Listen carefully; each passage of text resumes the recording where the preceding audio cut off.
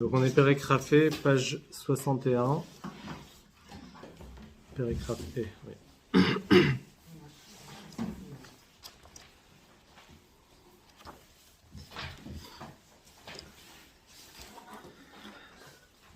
Alors maintenant, le Admorazakan, il va expliquer,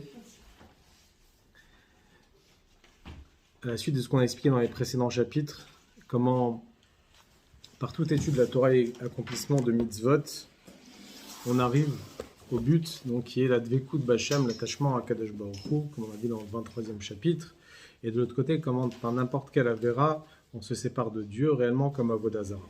On a appris que pour cela, existe dans chaque personne la Ahava Mesuteret, l'amour qui est caché, qui est enfui à l'intérieur de soi, et qui nous donne justement l'envie de ne pas se séparer de Dieu et de vouloir s'attacher à Kadosh Baruch Hu. Et si on arrive justement à révéler cela, alors à ce moment-là, on va justement expliquer ce que le verset dit, Kikarov elecha davar meod beficha uvilvavcha la'asoto. Comment réellement la chose elle est proche de chaque juif, qui qu'il soit, dans n'importe quelle situation, de faire les mitzvot, de se préserver, de ne pas transgresser les mitzvot, de faire les mitzvot positifs et étudier la Torah. Dans tous les domaines, dans la pensée, la parole et l'action, accompagné de l'amour et la crainte d'Akadosh Baruch Hu. Déjà dans le Perek Yud Zayin, 17e chapitre, le Admorazakan, il avait déjà expliqué comment la chose elle est proche, Kikarov elecha davar, puisque tout le Likutei Amarim est basé sur ce verset, Kikarov elecha davar meod beficha uvilvavcha la'asoto, les 53 chapitres basés sur ce verset. Donc l'Admorazakan, il avait posé la question, comment se fait-il que la Torah et Mitzvot, c'est si facile que ça? Comment on peut demander à un juif de révéler l'amour de Dieu, de révéler la crainte de Dieu, alors que c'est pas si facile que ça? Alors, le Morazakan, il a expliqué qu'il s'agit de l'Aïd-Bonenout. Dans Chassidut, on parle de l'Aïd-Bonenout, c'est-à-dire la réflexion dans la grandeur de Dieu, et que n'importe quelle personne a la capacité, par sa réflexion, de réveiller l'amour et la crainte de Dieu. Après, chacun à son niveau, mais la Hava Mesuteret, la Hitbonenut, la réflexion, amène justement à l'accomplissement de Torah et Mitzvot. Quand on réveille l'amour de Dieu, automatiquement on va calmer, c'est facile à faire Torah et Mitzvot. Quand on réveille la crainte de Dieu aussi. Mais là, le Admorazakan, il rajoute encore une chose, il rajoute le mot Meod. Le verset, c'est écrit Meod, mais il va expliquer pourquoi c'est écrit dans le verset Meod, Kikarov elecha davar Meod. La chose, c'est quoi Meod? Meod, ça veut dire très proche de toi. Et d'après ce qu'on a expliqué, en dehors de la Hitbonenut, parce que la réflexion dans la grandeur de Dieu, c'est pas tout le temps facile de prendre un moment et de s'asseoir et de méditer, de réfléchir. Mais chacun à son niveau, si on peut, 1 minute, 2 minutes, il y avait un Admour qui disait qu'il était capable de rester dans une seule réflexion pendant 8 heures. Alors, voilà, c'est à son niveau. Maintenant, nous, combien on arrive à rester dans une seule et même pensée et concentrer dans cette pensée-là sans aller à droite et à gauche? Chacun en fonction de l'effort qu'il peut faire dans la Hitbonenut, dans la réflexion, parce que toute la base de la Chassidut, c'est basé sur la Hitbonenut, sur la réflexion. Chacun à son niveau, il peut y arriver. Mais ici, le Admorazakan, il dit que malgré tout, si une personne n'a pas la possibilité de méditer, de réfléchir, le Morazakan, il dit que chez chaque juif et chaque juive, il y a cet Ahava Mesuteret, cet amour qui est caché, qui est là. Donc ici, on ne parle pas ici d'une nouvelle Ahava qu'on doit créer envers Akadosh Baruch Hu, mais c'est un amour qu'on possède, que chaque juif y possède. C'est inné. Et comme c'est inné, il suffit juste de réveiller ce qu'on appelle le Koach HaMesirut Nefesh, la force du don de soi, de Mesirut Nefesh.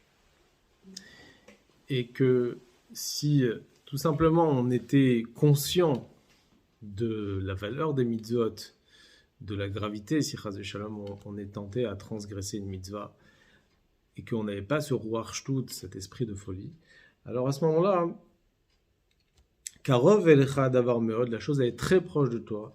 Si un juif il arrive à réveiller le koach à mesirut nefesh, automatiquement, tous les obstacles ils s'annulent devant nous. Alors on va lire dans les mots.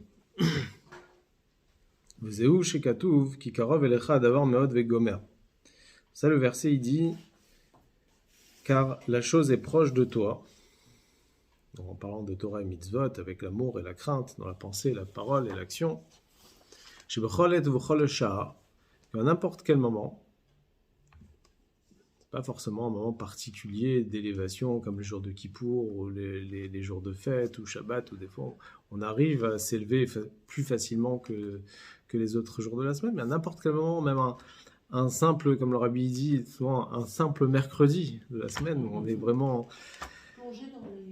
plongé dans le monde matériel. Il y a n'importe quel moment, Biyado shaladam ou virshotohu, dans l'homme a la possibilité complète. Et il a le reshout, ça veut dire qu'il a cette facilité que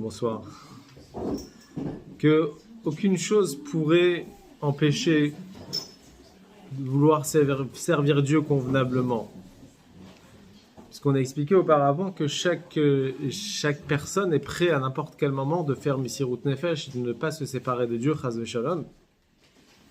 Donc il aurait dû faire Mesirut Nefesh pour ne pas transgresser n'importe quelle avéra. Et qu'on sait que par n'importe quelle avéra, on peut être séparé d'Akadosh Baruch Hu. Tout le problème, c'est quoi? C'est le ruach shtut, on avait expliqué, l'esprit de folie, qui nous fait oublier, en quelque sorte, qu'on se détache de Dieu. Donc il faut la havir ruach shtut. On a cette possibilité d'enlever, de ne pas laisser la possibilité à l'esprit de folie de vouloir nous dominer et de vouloir nous détourner du émet, de la vérité. En dehors de ce ruach shtut, il y a aussi, on a expliqué dans le précédent chapitre, la shikha, c'est-à-dire l'oubli. On oublie aussi que par une faute, on peut se séparer de Dieu. Il y a cet oubli-là. Et ça aussi, on peut enlever. On peut enlever cet oubli, ça veut dire qu'on peut tout le temps se souvenir et se rappeler qu'on est attaché à Kadosh Baruch Hu et qu'on ne peut pas se détacher de lui. Va shicha mikirbo. Cet oubli, on peut l'enlever. Viliskor ou les horaires à avato l'Hashem echad. Se souvenir, et non seulement se souvenir, mais même réveiller son amour qu'on a en Hachem. On dit à avato, c'est son amour, ça veut dire que c'est l'amour qu'on possède. Amsuteret bevadai belibo blishum safek, qui est caché et qui est là dans le cœur de chaque juif, sans aucun doute. Et qu'on l'a en héritage, et c'est une chose que un juif ne peut pas perdre, il possède, et que même s'il descend au plus bas possible, il possède toujours cet ahava mesuteret, cet amour qui est caché. Vezeu shekatuv uvilvavcha. C'est pour ça que le verset il dit Ki karov elecha davar meod beficha uvilvavcha. La chose elle est proche de toi dans ta bouche et dans ton cœur. C'est-à-dire quoi dans ton cœur? Ça veut dire que non seulement on a la chose elle est proche de nous, mais même non seulement on a la possibilité de se comporter comme un juif dans la pensée, dans la parole et dans l'action, mais même dans le cœur. Ça veut dire que même le cœur il soit rempli, il soit imprégné d'amour d'Akadosh Baruch Hu. Et cela aussi c'est karov meot. Venichlal ba gam dechilou. Morazaken il rajoute, il dit que dans cet amour englobe aussi la crainte de Dieu, qui est la base de tous les mitzvot négatifs. Quand on craint Dieu, on ne transgresse pas. Daïnu, shelo liparet beshum ofan mi chudo v'achduto itbarech afilu b'msirut nefesh. Ça veut dire de ne pas se séparer d'aucune façon de l'unité d'Akadosh Baruch Hu, même un instant. Même si pour cela, on va devoir faire Misirut Nefesh concrètement. Bli shum ta'am sechel ou musag, sans aucune raison logique. Pourquoi je dois faire Misirut Nefesh? Et la Beteva Eloki, mais c'est la nature de Dieu qui est imprégnée en nous. Comme on a expliqué dans le 19e chapitre, que la Neshama est attachée avec Dieu par nature, sans aucune raison. Comme la lumière du soleil qui est toujours attirée vers sa source, elle est toujours liée au soleil. La Neshama, elle se trouve dans chaque juif. Et elle est toujours liée à Kadosh Baruch Hu. Et c'est pour ça que elle craint, elle ne veut pas se séparer, Chas v'Shalom, d'Akadosh Baruch Hu, quitte parfois à faire même Misirut Nefesh pour ne pas se séparer de Dieu. V'chol sheken, et bien évidemment, encore plus, bishvirat atava, pour briser les pulsions, les plaisirs, et ne pas être attiré derrière tous les plaisirs de faire une avera chas v'shalom. Pourquoi? Parce que briser une pulsion, même si briser une pulsion, ça demande un effort énorme. Mais il dit akala misuremita.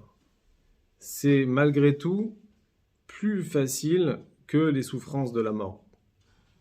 Si une personne est prête à subir même les souffrances de la mort pour ne pas faire avodah zara, pour ne pas transgresser une avera, alors bien évidemment qu'on sera prêt à subir les souffrances de la retenue, en fait, la retenue d'une pulsion. C'est-à-dire qu'on a une pulsion, on se retient. Ça demande un effort. Cette retenue-là, cette souffrance qu'on a de cette retenue, elle est beaucoup plus facile que les souffrances de la mort, chas v'shalom. L'irbosh ha-yetzer, pouvoir combattre le yetzer hara. En biprinat sur mera, que ce soit dans Sourmera, dans la séparation du mal, pas faire des avérotes, afilou me avera kalash al jivre sofrim, et même une avéra légère qui est instaurée par les sages, qui n'est pas interdit par la Torah, mais uniquement par les sages. On parle de quoi? Par exemple, je donne un exemple, l'entrée du Shabbat, par exemple, d'après la Torah, elle est à la tombée de la nuit. Selon les sages, c'est au coucher du soleil. Les sages, ils ont mis une heure de plus tôt. Alors on va dire, bon, c'est pas grave, de toutes les façons, le vrai Shabbat d'après la Torah, c'est... donc je peux transgresser encore le Shabbat jusqu'à la tombée de la nuit. Alors... Les 18 minutes, ils ont été inventés pour Yael, je crois. Alors, les 18 minutes, c'est encore une barrière supplémentaire. Et en réalité, l'idéal, c'est de commencer, bien sûr, faire entrer Shabbat avant les 18 minutes. Mais les 18 minutes, c'est dans des cas extrêmes, c'est sûr que on a encore 18 minutes pour arriver réellement au coucher du soleil. Mais les sages ont instauré, et dans des cas extrêmes, bien sûr, mais les sages ont instauré que Shabbat entre au coucher du soleil, vraiment. Donc là, on ne peut plus rien faire. Et donc, on peut dire, bon, on peut prendre ça à la légère et dire, bon, encore Shabbat, vraiment Shabbat, c'est la sortie des étoiles, la tombée de la nuit. Et là, ce que l'Admorazakani dit, que même ce que les sages nous instaurent, c'est aussi important que la Torah. Même les Chachamim, ils ont dit que ça a même plus d'importance que la Torah. Il faut considérer un ordre des Chachamim comme quelque chose qui est encore beaucoup plus important. C'est-à-dire l'heure à laquelle il tombe Shabbat. Oui. Voilà. C'est des Rabbanan, ça. C'est des Rabbanan. Et il y a d'autres mitzvot comme ça, après, par exemple, bon, les femmes ne sont pas obligées de faire le schéma à une heure respective, mais chez les hommes, par exemple, ils ont le schéma une fois le matin, l'heure limite, et le soir aussi leur limite. Par exemple, les sages ont instauré que quand un homme il rentre à la maison, la première chose qu'il doit faire, c'est faire le harvit avant de manger. Pourquoi ? Parce que de peur qu'il va oublier et il va peut-être manger, après il va faire autre chose, après il va s'endormir, il va dire « Ah, j'ai pas fait harvit », et à ce moment-là, il a raté le schéma Israël. Et donc les sages ont instauré dans le Talmud qu'on ne peut pas manger le soir dès qu'il fait nuit tant qu'on n'a pas fait harvit, pour ne pas rater la mitzvah du schéma Israël. Ça aussi, c'est une... Comment ? C'est une fois qu'on a transgressé Shabbat sans le vouloir, quoi. Et on a oublié, on doit allumer le Shabbat d'après de bougies. L'allumage de 2 bougies, mais si dans le cas on a oublié d'allumer ou on n'a pas pu allumer la bougie de Shabbat, oui, à l'entrée du Shabbat. Non, Ouais. alors avant ce matin, il m'a dit une. Oui, bah, c'est ce qu'il Une bougie, oui, une Non, bougie. il a dit deux. Non, il a dit une bougie. Non, une bougie supplémentaire. Une bougie, il a dit. Une bougie supplémentaire. Ouais, une bougie supplémentaire. Quand même. Mais non, le Ramazman, il a dit non. Ah non, non, non. Il a dit 2 Je pense que s'il avait demandé. Oui, allez-y. Non, il y a deux choses qu'il faut distinguer. Il y a la bougie, c'est-à-dire que les jeunes filles doivent absolument. Alors, en biprinat surmera ma'avera kala shel divrei sofrim shelo lavor le retzono yitbarech. Donc même une avéra légère, comme instaurée par les sages, il ne voudra pas le faire, donc n'importe quelle avéra, même des sages, pour ne pas transgresser la volonté d'Hachem. Mais achar shenifrad ba mi chudo ve'achduto kmo avoda zara mamash, étant donné qu'il se sépare de l'unité d'Hachem réellement comme la avoda zara, beshat maaseh, à ce moment-là. Le Admorazaken il précise ici, à ce moment-là, ça veut dire que la séparation envers Akadosh Baruch Hu n'est uniquement au moment où il fait la faute, mais même ce petit moment-là, où il fait la faute, il est séparé d'Akadosh Baruch Hu. Une personne ne veut pas se séparer même un petit moment pour transgresser une avéra. Alors, maintenant l'Admorazaken il va poser une question, et il dit, malgré tout, on vient de dire que au moment où on fait une avéra, on se sépare d'Akadosh Baruch Hu. Mais après la avéra, alors il y a comme un lien qui se refait entre la personne et Akadosh Baruch Hu. On a regret. Voilà, on a regret, mais c'est que même, ça veut dire que le moment de la séparation est au moment de la avéra. Après la avéra, il y a la Neshama qui se révèle, parce qu'elle était emprisonnée à ce moment-là par le Yetzer Hara. La Neshama, elle se révèle, Alors, l'Admorazaken, il pose la question, il dit qu'un juif, il sera prêt à faire Misirut Nefesh, à ne pas transgresser une avéra, quitte que ça sera 2 minutes, l'Avera, mais après il va se relier à Hachem. Donc pourquoi il sera prêt à faire Misirut Nefesh juste pour ces 2 minutes-là? Alors, ce qu'il dit sur l'Admorazaken. Il pose une question, il dit concrètement, la séparation n'est qu'un petit moment. C'est quelques minutes, l'Avera. Donc pourquoi une personne va faire Misirut Nefesh juste pour 1 minute? De toute façon, après, je me reconnecte à Dieu. Alors, il dit qu'en réalité, même pour faire Avodah Zara, c'est aussi quelques minutes. Des fois, c'est même... voilà. Et un juif, il est prêt à faire Misirut Nefesh pour ne pas se séparer même 1 seconde d'Hachem. Donc si pour Avodah Zara, on peut le faire, pour n'importe quelle Avera. Roi Shtut. Varegam b'Avodah Zara, yachol la'asot tshuva achar kach. Même quand quelqu'un il fait Avodah Zara, il a la possibilité de faire tshuva. Et donc à ce moment-là, il va faire tshuva. Il sera plus séparé d'Akadosh Baruch Hu. Donc la séparation n'est qu'un moment. Avant qu'il fasse tshuva. Mais malgré tout, une personne, elle est prête à faire Misirut Nefesh, à donner sa vie pour ne pas faire Avodah Zara. Et il est prêt à ne pas transgresser. Enfin, il va faire Misirut Nefesh, il ne va pas transgresser. Donc, pareil pour n'importe quelle Avera. Si on sait qu'on va se séparer même 1 minute, et que ça va être comme la Avodah Zara, alors à ce moment-là, on va pouvoir se renforcer, se retenir pour ne pas écouter ses pulsions. Vav shamru chazal shaomer echta ve'ashuv en maspikin v'chul. On peut encore poser une question. Les Chachamim, ils ont dit dans le traité Yoma qu'une personne qui dit je vais fauter et après je fais teshuva, on ne laisse pas la possibilité de faire teshuva.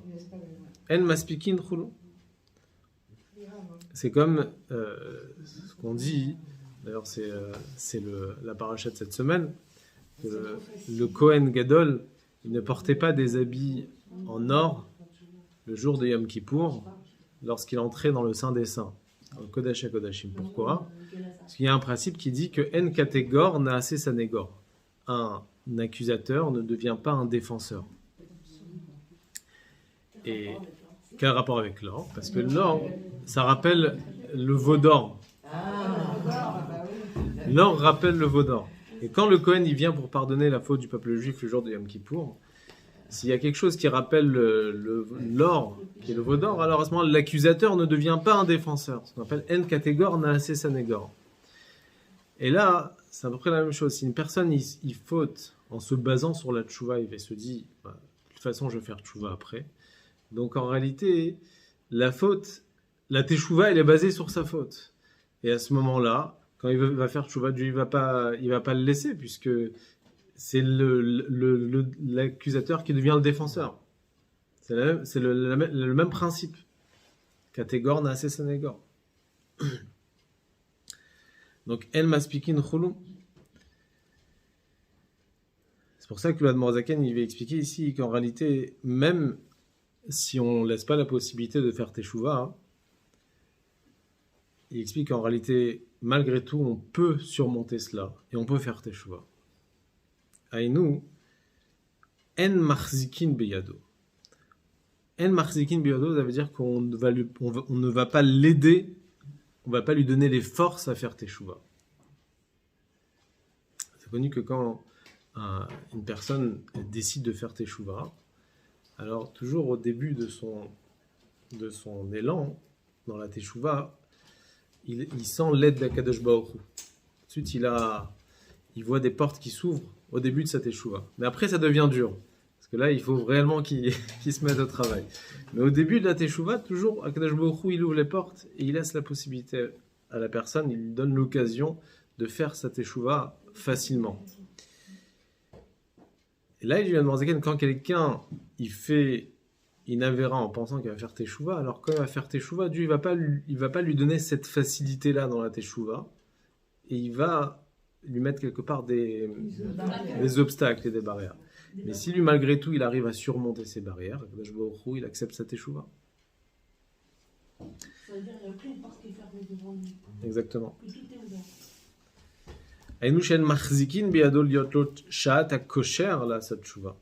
C'est-à-dire, on ne va pas lui donner une occasion particulière pour faire teshuva, comme on donne à une personne habituelle qui veut faire teshuva. Mais si malgré tout, il s'est efforcé de toutes ses forces, il n'a pas attendu l'occasion, la facilité de pouvoir faire teshuva. Ve'asa teshuva, il a fait teshuva.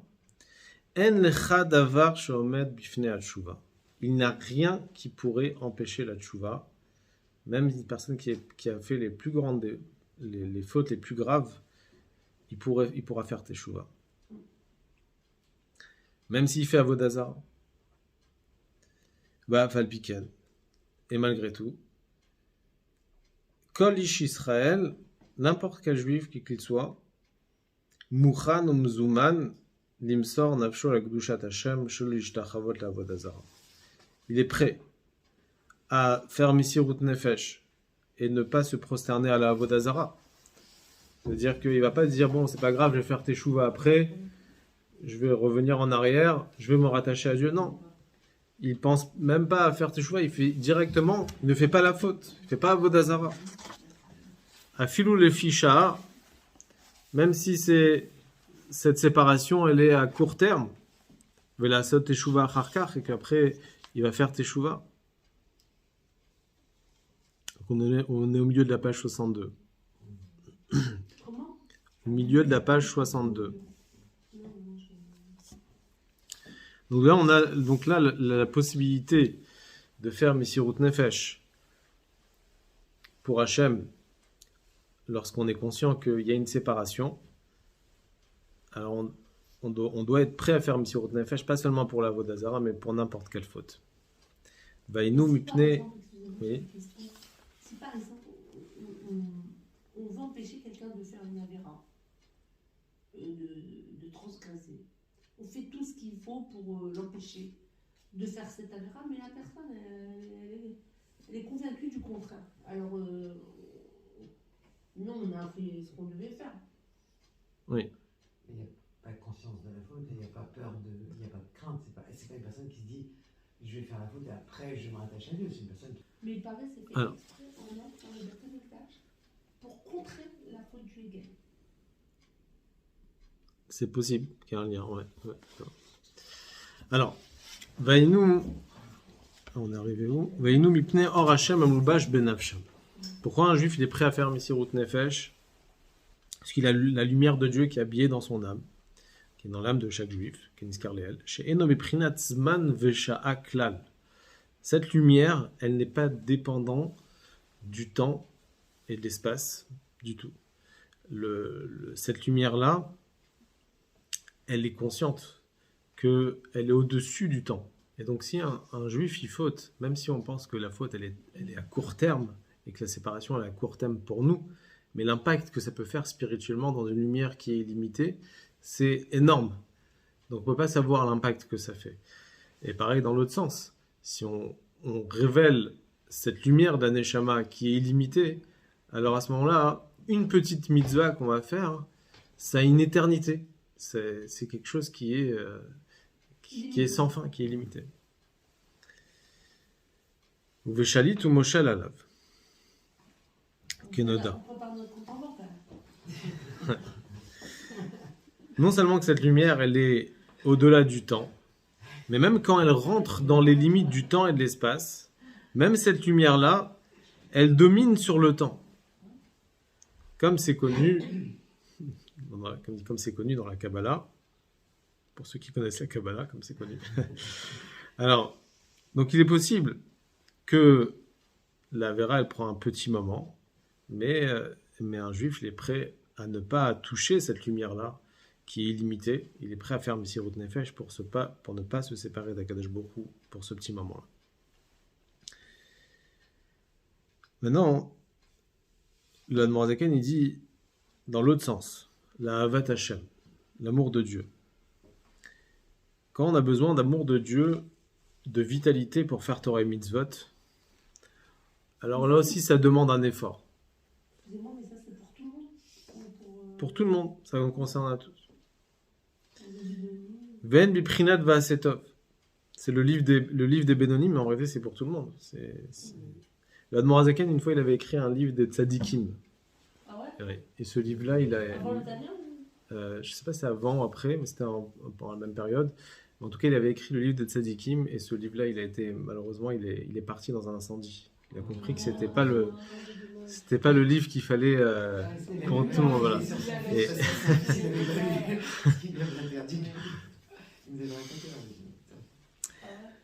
Alors, Ven Bichem Vasetov Lidgaber Kari Bigvura Veomet Salev Neged Hayetzer Amachbid Gufo Umapil Alav Etzla et Prinat Yesod.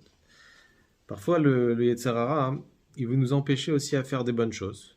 Et nous, on doit se renforcer comme un lion avec tous nos efforts pour aller contre le Yetzer Hara. Le Yetzer Hara, il essaye de nous ralentir et il nous donne ce qu'on appelle la paresse ou la tristesse qui vient de Miprinat Yesod et Afar chez Benafsho Abahamit, comme on a expliqué dans le premier chapitre, qui est lié avec l'élément de la poussière qui se trouve parmi les 4 éléments, l'eau, la poussière, le vent et le feu. Ce qui est lié avec la poussière de l'âme animale, c'est la paresse et la tristesse. Donc quand une personne a envie de faire une mitzvah, ça demande ce qu'on appelle du zèle, d'azrizout. Et des fois, on a du mal à se bouger. Parce que le Yetzer Hara, il nous ralourdit. Il nous donne pas l'envie d'avancer. Et donc, un juif, il est prêt à justement aller à l'encontre de ce yesod et afar, de cette poussière de l'âme animale qui nous donne cette paresse. Mais la triach gufo bizrizut bechol mine torach vavodat masa, pour fatiguer son corps avec zèle dans toutes sortes de fatigues, d'efforts. Ba'avodat Hashem, dans le service de Dieu, shieshbat torach va'amel, qu'il y a de la fatigue et de l'effort. L'Admorazaken, bien sûr, il parle ici à des gens qui font Torah et mitzvot, qui veulent se comporter convenablement, mais malgré tout, ils ont des épreuves dans leur service envers Akadosh Baruch Hu, qui font pas, par exemple, ils étudient pas comme il faut, avec toute la concentration, puisqu'ils ont cette paresse-là de vouloir s'approfondir dans l'étude. Et donc l'Admorazaken, il dit, justement, utiliser justement cette force-là pour aller à l'encontre de ce Yetzer Hara qui nous empêche d'avancer. Et c'est pour ça qu'il dit ici, l'Admorazaken, il donne exemple, qui gon la amol batora, comme par exemple se fatiguer dans l'étude de la Torah. Il étudie la Torah, mais quand le sujet devient un peu compliqué, il lâche. Voilà. Et c'est écrit, dans la Torah, c'est écrit Yagata ou Matsata Ta'amin. Si on veut vraiment avoir la réussite dans la Torah, il faut vraiment se fatiguer dans l'étude de la Torah. Et c'est la Yegia. Chez les femmes, il n'y a pas la mitzvah d'étude de la Torah, donc Gita, mais elles ne sont pas. Ça veut dire qu'ils peuvent faire la mitzvah aussi. C'est les femmes qui vont surplomber les hommes. Bien sûr. On raconte une fois sur le Admorazaken qu'il a voulu donner une bracha à son petit-fils, le Tzemar Tzedek, une bracha dans la réussite dans l'étude de la Torah. Qu'il puisse étudier facilement, sans effort. Et le Tzemar Tzedek, il a refusé cette bracha. Quelle bracha ? De pouvoir étudier sans effort. Qui lui a donné d'avoir la facilité dans l'étude de la Torah. Oui. Voilà. Et lui, il a refusé. Il a dit, la Torah, ça s'acquiert avec de l'effort et de la fatigue. Et je veux pas avoir cette bracha. Et plus tard, après, il a dit qu'il a regretté. Parce que il a dit que si l'Admorazaken lui avait donné cette bracha, il aurait pu encore monter encore plus haut que ce qu'il lui avait donné. C'est-à-dire, il serait dépassé par rapport à ce qu'il lui avait donné. Ouais.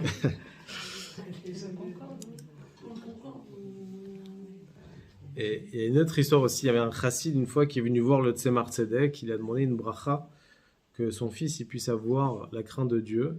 Et de quelle façon que tout ce qu'il entend et tout ce qu'il voit chez le rabbi et ce qu'il entend des chassidim, etc., qu'il retienne tout le temps et que jamais il oublie. Et ça va lui donner la crainte de Dieu.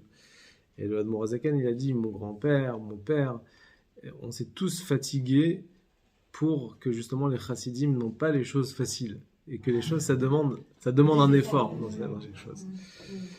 Toi, tu veux la crainte de Dieu facile.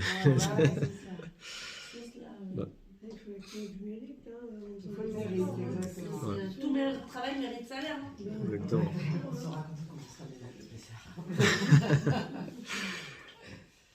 Elle dit Biyoun. Donc une personne, il va faire l'effort de s'approfondir dans l'étude. Et chez l'eau pasik poumé megirsa. Et d'une façon, ou BP, pardon. BP avec la bouche aussi. Pouvoir prononcer chaque mot qu'il étudie.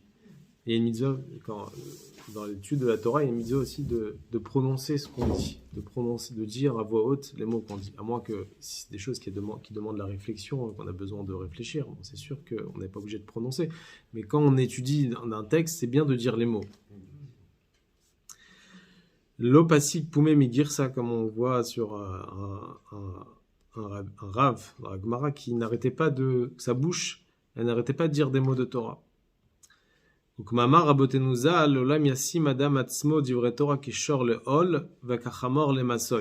les sages disent dans le traité Avodah Zarah, qu'une personne il doit toujours considérer les paroles de la Torah comme un bœuf qui a un joug sur lui et comme un un âne qui a un fardeau. Donc on doit recevoir le joug de la Torah et porter ce fardeau de toutes ses forces. C'est-à-dire se fatiguer, quoi. Se fatiguer, exactement, et ne pas oublier ce qu'on a étudié. Vechen itfila bekavana, est pareil pour la prière, pour la tfila. Des fois, on bâcle la tfila, on fait vite, on pense pas ce qu'on dit. Alors essayer de s'arrêter, ou bien prononcer chaque mot, bien si on arrive à comprendre une phrase ou deux de la tfila, c'est bien. Dire avec kavana, faire des efforts dans la tfila. Bechol kocho mamash, vraiment s'investir complètement. Donc là, on a parlé de la Torah, on a parlé des mitzvot, on a parlé de séparation du mal et assez tov et faire du bien. Et pareil aussi, dans l'action des mitzvot, l'action de la tzedaka, qui est le troisième axe, c'est écrit Torah, Avoda, Gmiut, Chasadim. Il y a la Torah, il y a la tfila et il y a la bienfaisance. Avodat tzedaka, ça veut dire ne pas donner uniquement. Le Morazakan, il disait que un juif, il ne doit pas se limiter dans la tzedaka et qu'il doit même dépasser même le maaser et même le chomesh. Le maaser, c'est le 10e, même s'il peut dépasser même les 20%, Ah bon? qu'il dépasse. J'ai entendu que non. Alors justement, on va... Alors, le Morazakan, il va expliquer... je ne sais pas si c'est dans ce chapitre ou un peu plus loin. Il a dit que il était un idiot. Dans Egeret HaTshuva, qui dit que l'interdiction de ne pas dépasser les 20%, c'est uniquement quand un juif, il n'a pas de faute. Ah, Et qu'il n'a pas besoin de racheter son âme.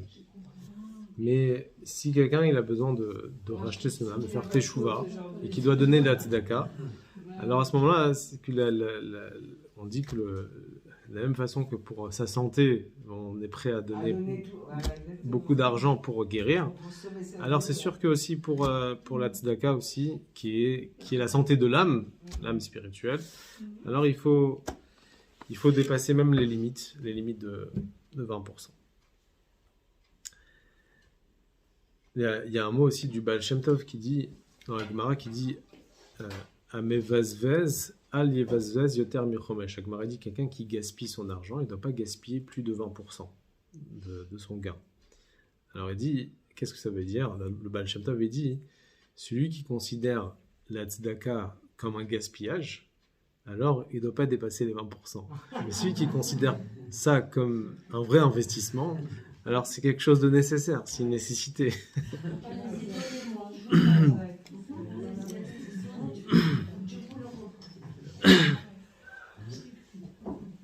Il y avait aussi le Rav Mendel Futerfas, qui était un grand chassid du rabbi précédent et du rabbi, et que lui, il avait fait des années en prison en Union soviétique. Et là-bas, il avait rencontré un juif qui avait donné une grosse somme de tzedaka à la yeshiva Tomchet Mimim de Lubavitch, la ville de Lubavitch.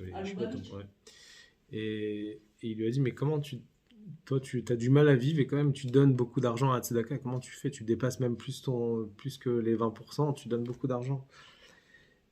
Il a dit, si tu considères que la yeshiva Tomchet Mimim de Lubavitch est considérée comme du gaspillage, alors c'est sûr qu'il faut pas donner, mais ça c'est vital.